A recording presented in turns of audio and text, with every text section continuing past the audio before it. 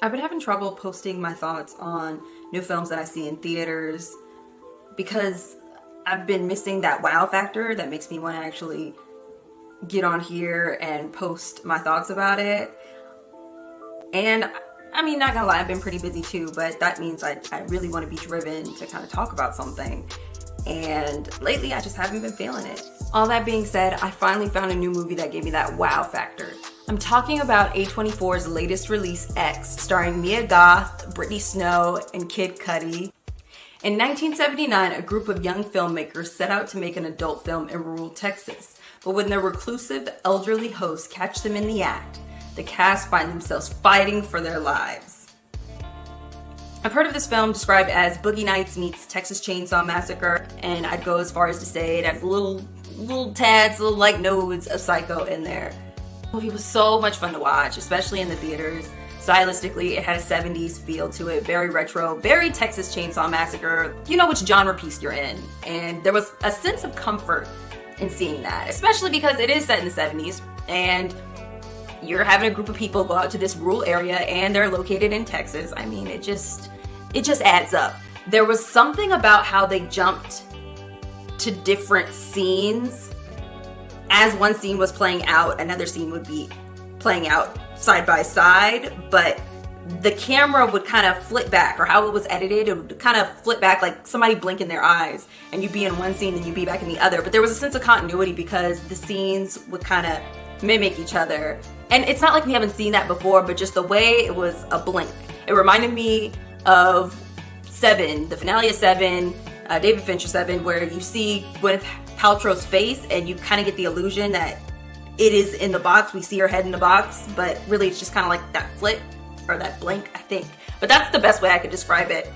I also love the scenes that were clearly a nod to classic horror films like The Shining and Psycho. I'm not trying to give away spoilers, but there is a shower scene and you clearly, if you've seen Psycho, you know what comes next, but what you expect to come next because you've been primed to think that way because of that iconic scene, it does not happen. And I would say there's also that feeling where you see in one of the previews where one of the characters, she's like screaming from like the broken panel of a door, and they kind of reverse engineer that iconic scene, Here's Johnny from The Shining.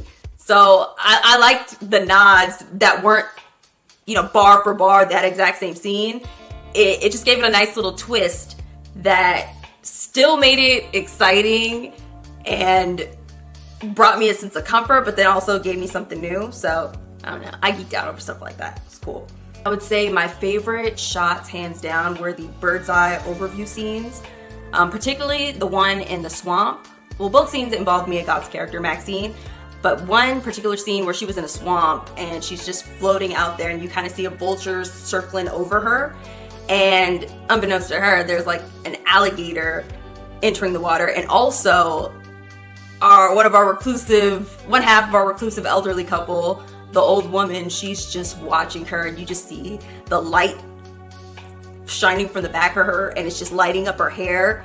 You're wondering who's gonna get to her first. Is it the old lady, the creepy old lady kind of watching her in the woods while she swims in the nude, or is it this alligator that's clearly coming to get her? And it's just one of those scenes where you're just like, Another bird's eye shot that I really dug, I don't want to give too much away, but it's when the creepy elderly couple are trying to find Mia Goth's character Maxine. It's just a very interesting scene, and it's horrific in a multitude of ways. Not to be pervy at all or anything, but there's also a particular shot with Kid Cudi.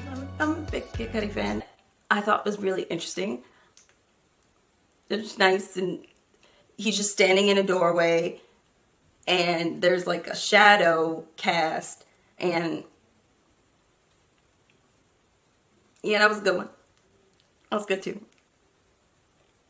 Mia Goth's Maxine is our horror film heroine in this particular movie, and she is one that we have had yet to see. And I mean, this girl, she says her affirmations in the mirror. She knows she's gonna be famous one day and nothing's gonna stop her. There's few horror films that I can recall where there's a female lead, which a lot of them have a female lead, where the female lead isn't insecure.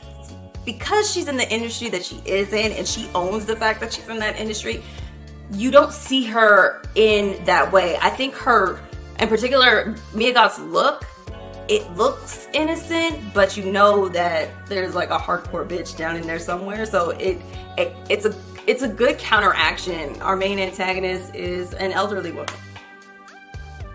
That's it. You know, she's elderly. She's a senior citizen, but she's a little different, right? As ridiculous as that sounds, that somebody's grandma's out here murdering a group of young people, this film really sells this monster. Actually, a unique thing about it too is you understand her. You don't necessarily cheer for her. I wasn't cheering for her, but I understood why. I mean, if you're gonna have a psychotic break about something, I mean, why wouldn't it be the fact that you can't do everything that you used to do? We know she's lost her damn mind. Alright? But we understand her obsession with youthfulness and vitality, etc. Everything that she no longer has and will never get back.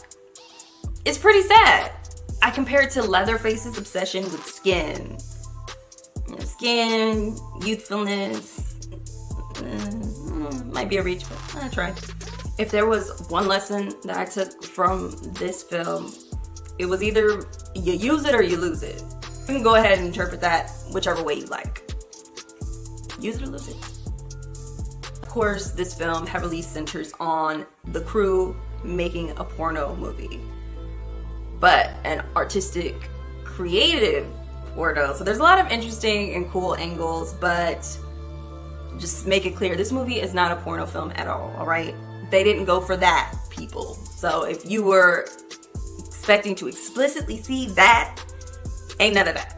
It's more like Skinamax porn. This ain't Pornhub. Let's be reasonable. X plays on our favorite slasher film tropes, but it also gives us a new perspective on another fear that we all have. Fear of aging. That what if that we don't get to explore once we reach a very mature age. That's coming for all of our futures. So enjoy your youth and get it in while you still can.